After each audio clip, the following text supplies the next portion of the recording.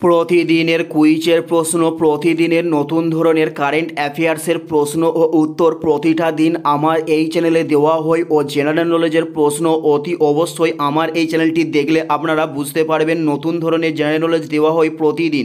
চলুন কথা না বাড়িয়ে ভিডিওটা শুরু করা যাক। ফার্স্ট প্রশ্ন, রাশিয়ার প্রচলিত মুদ্রার নাম কী ছিল? উত্তরটি হলো রুবেল ছিল রাশিয়ার প্রচলিত মুদ্রার নাম। নেক্সট প্রশ্ন, ইনকলাব জিন্দাবাদ স্লোগান কে দিয়েছেন? উত্তরটি হলো ভগৎ সিং ইনকলাব জিন্দাবাদ স্লোগানটি দিয়েছেন।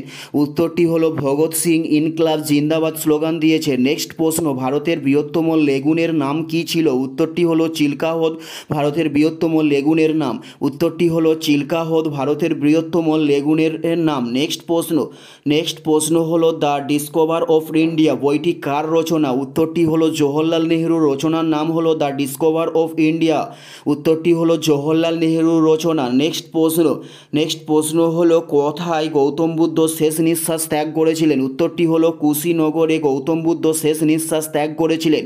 উত্তরটি হলো কুশীনগর। নেক্সট প্রশ্ন, বাংলার দুঃখ কোন নদীকে বলা হয়েছে? উত্তরটি হলো দামোদর নদীকে বাংলার দুঃখ বলা হয়। উত্তরটি হলো দামোদর নদীকে বাংলার দুঃখ বলা হয়ে থাকে।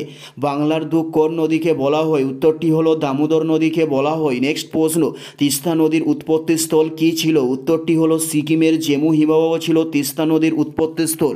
উত্তরটি হলো সিকিমের জেমু হিমবাহ ছিল। নেক্সট প্রশ্ন, ফোবিয়া সেন্টালিস মানুষের দেহের কোন অঙ্গে দেখা যায়? উত্তরটি হলো চোখের অঙ্গে ফোবিয়া সেন্টালিস মানুষের অঙ্গে দেখা যায়। উত্তরটি হলো চোখের অঙ্গে দেখা যায়। নেক্সট প্রশ্ন, মুসলিম লীগ কত সালে প্রতিষ্ঠিত হয়? উত্তরটি হলো 1906 সালে মুসলিম লীগ প্রতিষ্ঠিত করা হয়।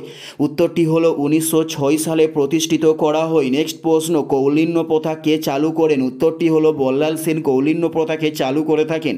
উত্তরটি হলো বল্লাল সেন কৌলিন্য প্রথাকে চালু করে থাকেন। নেক্সট প্রশ্ন, এটাই ছিল এই ভিডিওর লাস্ট প্রশ্ন। আর কোনো ধরনের যদি শিক্ষণীয় ভিডিও আপনারা প্রতিদিন দেখতে চান অবশ্যই কমেন্টে লিখে জানাবেন। পুরো ভিডিওটা দেখার জন্য আপনাদের প্রত্যেককে আমাদের ইউটিউবের পক্ষ থেকে রইল অসংখ্য ধন্যবাদ। Thanks for watching.